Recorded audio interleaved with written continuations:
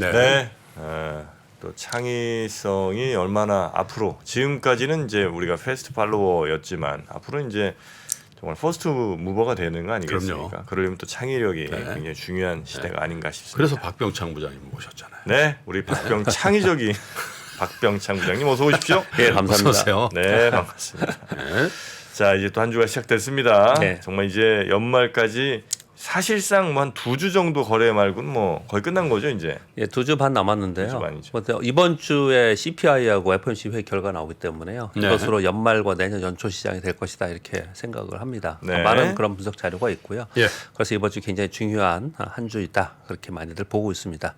뭐 주식시장에서 뭐 늘 중요하다 이런 표현을 쓰는데 시장의 주 추세를 변화시킬 수 있는 이벤트가 있느냐 없느냐 이제 그걸 가지고 많이 얘기를 하는데 이번 주에는 이제 그런 주 추세를 변화시킬 만한 그런 이벤트이기 때문에 이번 주에는 좀 관망 분위기가 굉장히 짙게 지금 나타나고 있습니다. 네.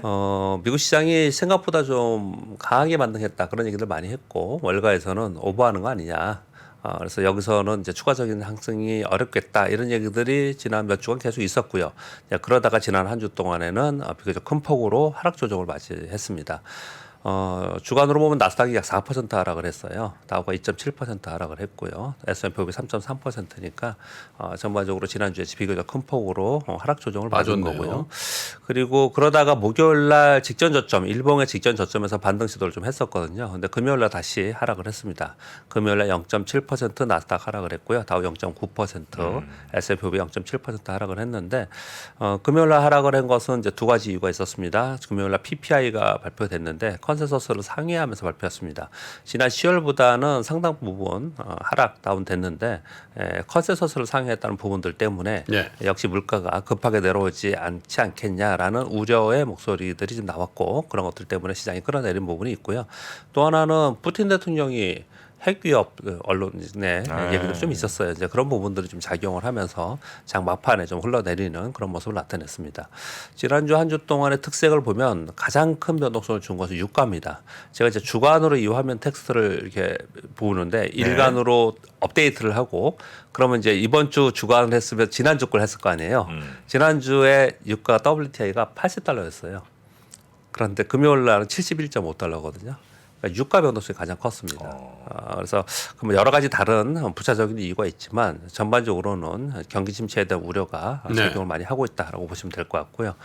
또 하나의 특징은 중국 코로나 방역 완화로 인해서 위안화가 소폭 하락을 했습니다. 그리고 그러니까 7위안 아래로 떨어졌고요. 네. 그래서 여행, 항공, 카지노 쪽에 대중국 소비 관련주들이 상승한 게 두 번째 특징이고요. 또 한 가지는 개별 기업들의 변동성이 굉장히 컸습니다. 애플이나 테슬라 그리고 아마존, 메타의 등락에 따라서 시장에 큰 움직임이 있었다라고 보시면 될 것 같습니다. 네. 우리 시장도 지난 한 주 동안 코스피 1.8% 하락 조정, 코스닥 1.8% 하락 조정을 보였는데요. 지난주 금요일은 반등을 좀 주었습니다. 이것은 목요일 날 미국 시장이 반등을 주면서 필라델피아 반도체 지수가 2.6% 상승을 했었거든요. 지난주 금요일 날은 지난 한 주간 보면 외국인들이 9,500억 정도 순매도했거든요. 그러니까 한 1조 가까이 순매도를 했었어요. 네, 네. 그런데 지난주 금요일은 외국인들이 약 1,000억 정도 매수를 했어요. 대부분 시가총액 상위의 기술주, 시가총액 상위 기술주는 삼성전자, 하이닉스 이런 것들이죠. 삼성전기 그런 쪽에 매수가 들어오면서 지난주에는 금요일에는 코스피 0.7% 반등했고요. 2,389포인트, 코스닥은 0.98% 반등을 좀 했습니다. 이건 외국인들이 계속해서 사는 동안에 아까 우리 공 기자님 말씀하신 대로 외국인들은 이제 시가총액 상위의 코스피 종목 위주로 사니까 지수를 끌어올리는 역할을 했고 그들이 지금 사지 않거나 매수 규모를 좀 줄이면서 코스피가 약세를 보이는 그런 특징을 좀 보였습니다. 예. 지난주 빼고 그 전 3주 동안에는 옆으로 횡보하는 그런 모습을 나타냈다가 지난주에는 한 1.8% 음봉을 주면서 하락을 좀 했습니다. 네. 이것은 미국 시장이 하락을 하면서 거기에 연동하는 그런 특징을 좀 보였습니다. 빅이벤트나 뚜렷한 호황제가 우리나라에는 없습니다. 그러면서 수급 장세가 이루어지고 있고요. 그런 가운데 중국 관련주나 일부 테마성 종목에만 이제 큰 등락이 나타났습니다. 지난 한 주 동안 계속해서 말씀을 드렸던 것은 이런 시황의 문제가 지금은 아니고요. 네. 연말 들면서 수급이 바뀌면서 그동안 많이 올랐던 종목에 매물이 나오고 그리고 좀 많이 낙폭과대가 있거나 또는 새로운 테마가 나오면은 거기 종목들은 매수가 들어오고 이게 더 중요하다. 또 여기에 이제 우리 관심을 갖고 투자 전략을 가져가야 된다. 요 말씀을 뭐 일주일 내내 드렸는데요. 네. 금요일에는 완전히 극단적으로 이런 모습이 나타났습니다. 금요일 날 2차 전지 종목들이 다 두들겨 맞았어요.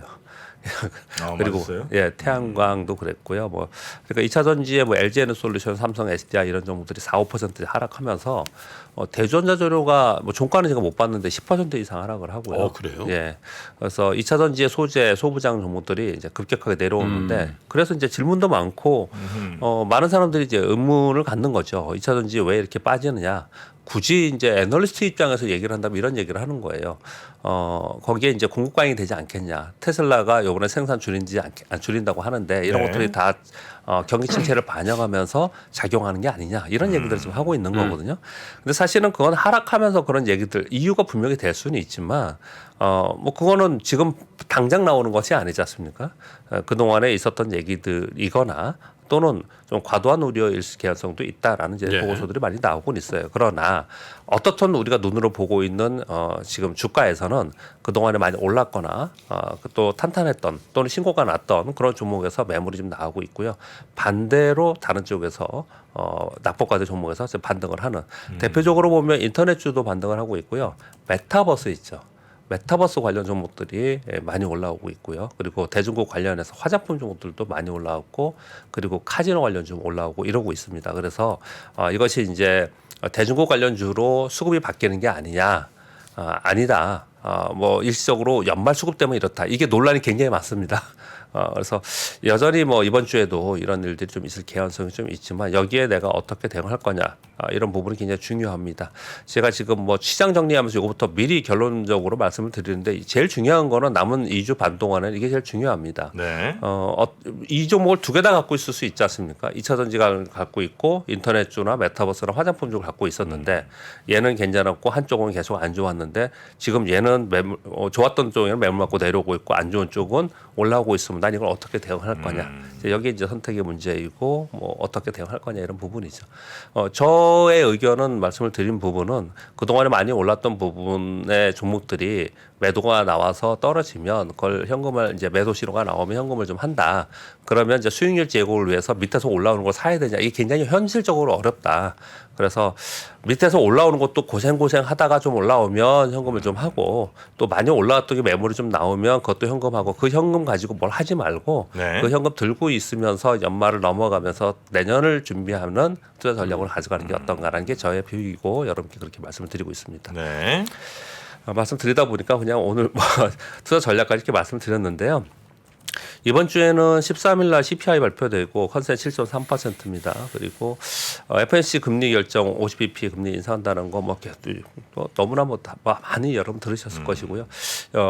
금리를 50bp가 아닌 75bp 금리 인상한다는 거는 지금 패드워치를 보면은 그건 아닌 것 같은데 약간 걱정을 좀 하는 부분은 CPI의 컨센 7.3%인데 이거보다 높게 나오면 어떡해? 이 걱정을 좀 하더라고요. PPI를 바라보고 이런 것 때문에. 그런데 이제 지금 전반적인 의견은 이 정도 나올 거라고 보는 거는 유가가 많이 떨어져서 거기에 영향을 좀 보면은 이 정도 나오지 않겠냐 이렇게 보고 있어요. 그리고 금요일 날은 미국의 선물옵션 동시만기일이거든요. 요거 연결해서 이번 주에 상황을 좀 말씀드리면요. 13일 CPI 그리고 우리나라 시간으로 15일 날 FOMC 후에 결과 발표가 되는데 그때까지는 좀 관망 분위기가 짙을 것 같고요. 그 결과에 따라서 일부 약간의 변동성은 있겠죠. 근데 그것은 이제 추세적 변화는 좀 아니라고 판단을 하고요. 이 이후에는 선물옵션 동시만기가 있기 때문에 동시만기 수급으로 갑니다. 미국은 우리나라하고 약간 다르게 우리나라의 선물옵션 동시만기일 때는 프로그램 거래로 인해서 코스피의 등락폭이 훨씬 심하게 나타나거든요. 근데 미국은 개별 종목의 변동성이 굉장히 심하게 나타납니다. 시가총액 상위 종목에 소위 빵주에 있었던 종목들이 동시만기 옵션, 개별 옵션 만기가 있기 때문에 변동성이 굉장히 심하게 나타나거든요. 그래서 이번 주 중후반에 들어가서는 이벤트가 끝나고 나서는 개별 종목의 변동성이 커질 가능성이 있다. 그렇게 봅니다. 이런 부분들 전반적으로 본다면은 뭐 물가 하락은 완만하지 않겠냐. 그래서 그런 과정에서 이제 지난주에 컨센을 넘어서는 PPI가 발표됐고 우려의 심리가 작용하는 가운데 그러면 이번 CPI 11월까지 뚜껑 열어보자. 네. 이런 이제 보적 심리가 작용을 하고 있는 상황이고요. 그런 가운데 전체적인 기적에서 볼 때는 시장의 위치를 보면은 반등후의 조정 장세에 들어가 있는 상황이에요. 결국은 이제 이런 관점 속에서 보면 추세적인 어떤 큰 변화가 있기보다는 연말 수급 장세가 지속되지 않겠냐 그렇게 판단을 하고 있습니다. 우리 시장도 지난주에 뭐 1.8% 하락 조정을 좀 맞긴 했지만 아주 큰 움직임을 보이고 있지는 않습니다. 미국이 뭐 2% 3%씩 오르거나 빠진다 하더라도 우리 시장이 거기에 연동해서 뭐 1, 2%씩 움직이지 않아요. 하루의 움직임을 보면요. 이렇다는 얘기는 외국인들이 뭐 강력하게 매수해주거나 강력하게 매도하는 이런 부분도 없고요. 그리고 국내 기관들이 지금 움직일 그런 타이밍도 아니지 않습니까? 그렇다 보니 전반적으로 그냥 개별 종목 위주로 움직이는 그런 모습을 나타내고 있는데 조금 전에 말씀드린 바와 같이 어떤 종목은 정말 뭐 기업의 펀더멘털에 이런 변화가 생기는 건 아니에요. 그냥 수급적 이유에서 매물 받고 내려오는 것도 있고 또 그런 이유도 없이 그냥 밑에서부터 올라오는 종목도 발생을 해요. 그래서 네. 이럴 때 내가 내 종목을 어떻게 관리하고 넘어갈지 이 부분이 뭐 이번 주에도 여전히 똑같지 않을까 네. 이렇게 생각을 좀 하고 있습니다. 뉴스 몇 가지 말씀드리도록 하겠습니다. 뭐 이건 워낙에 많이 나오는 뉴스이고 그리고 뭐 지금 이렇게 될까라는 생각들을 많이 하기 때문에 우크라이나 러시아 전쟁 얘기들은 제가 간혹 전해드리면서 이게 굉장히 중요하다는 말씀을 좀 드렸는데 저는 기대가 좀 있었습니다. 사실 어떤 기대가 있었냐면요. 11월에 정치적 이벤트가 좀 있었지 않습니까? 근데 그런 때 조금이라도 좀 진일보된 해결의 진척 이런 부분들이 좀 나오지 않을까라는 뭐 공식적으로 말씀을 못 드려도 내심 기대 뭐 이런 게 좀 있었는데 사실 아무런 진전이 없이 그냥 11월을 넘어섰고 겨울에 됐어요. 그러면서 오히려 더 악화된 내용들이 지금 나오고 있습니다. 푸틴이 유라시아 경제연합 정상회의에서 핵무기 선제 타격을 거론을 했습니다. 이게 지금 주말에 뉴스가 나오고 있죠. 이 뉴스를 듣고 나서 나토 사무총장이 러시아 우크라이나 전쟁 과소평가해서는 안 된다. 러시아와 나토 사이의 전면전 가능성까지도 경고하고 나서는 그런 모습이 나타나서 시장 전반적으로는 좀 노이즈로 지금 작용을 하고 있다라고 보시면 될 것 같습니다.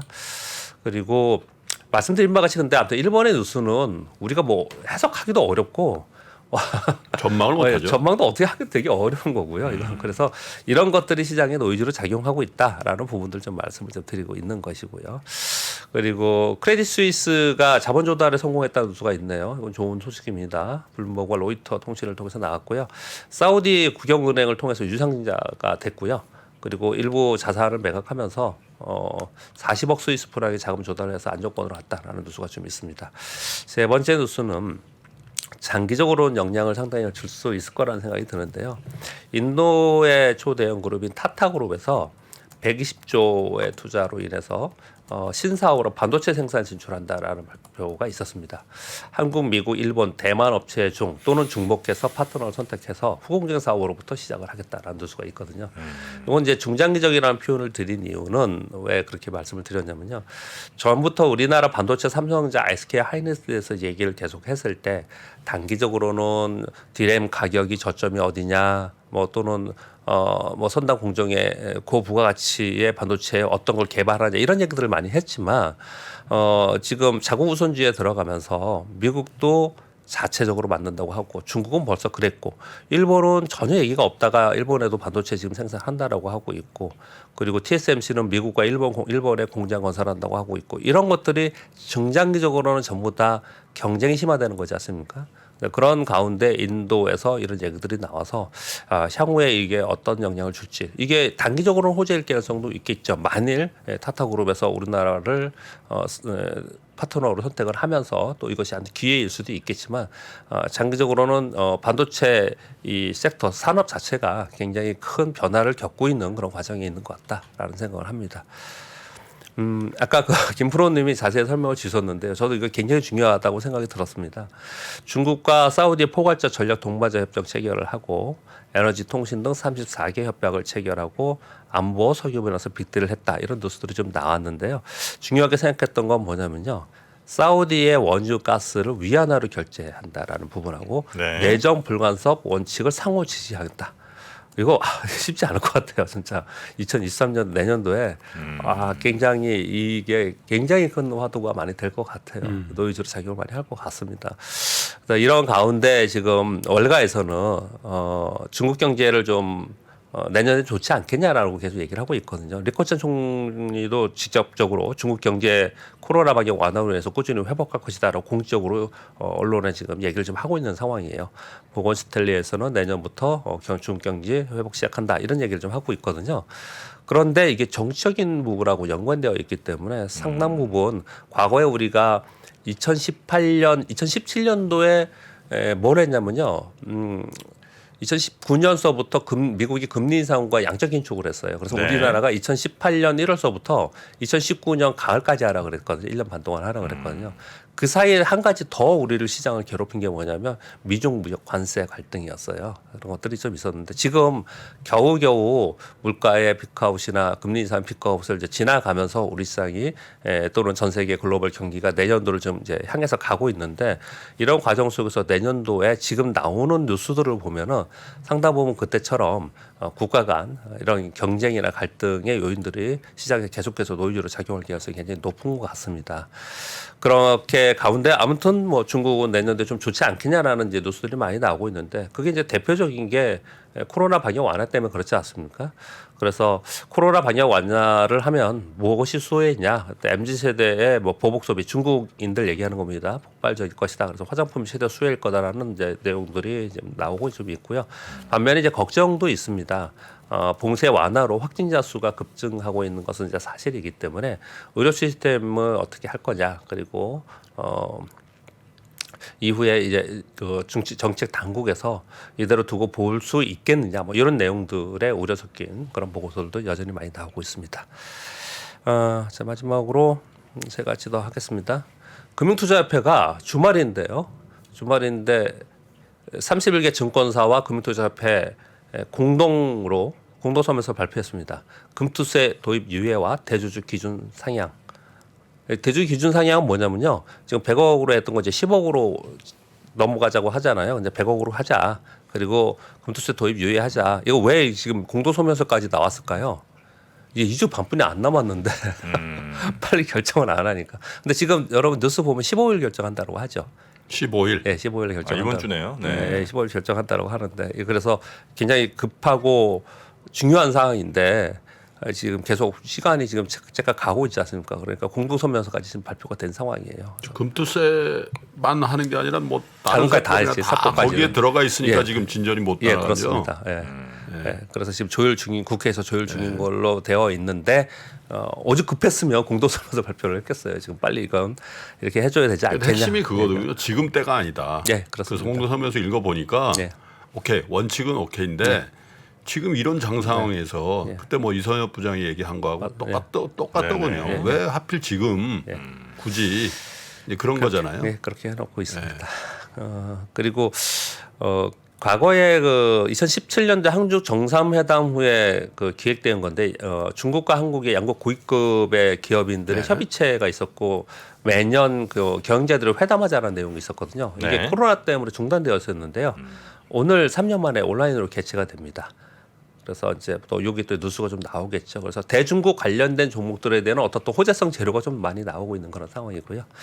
그리고 뭐 LG그룹은 전기차 충전 사업 한다는 건데 LG그룹만이 아니고요. 우리나라의 기업들 특히 코스닥 기업의 전기차 충전 관련된 종목들이 꽤 많이 있는데 전기차 충전 인프라 사업은 7년 내에 한 6배 성장할 개연성이 있다. 네. 그래서 LG그룹 차원에서도 충전 솔루션 전담부서를 신설해서 추가 출자한다라는 거예요. 그래서 이제 성장 섹터로 시장에서 바라보고 있다라는 정도까지 말씀드리도록 하겠습니다. 네.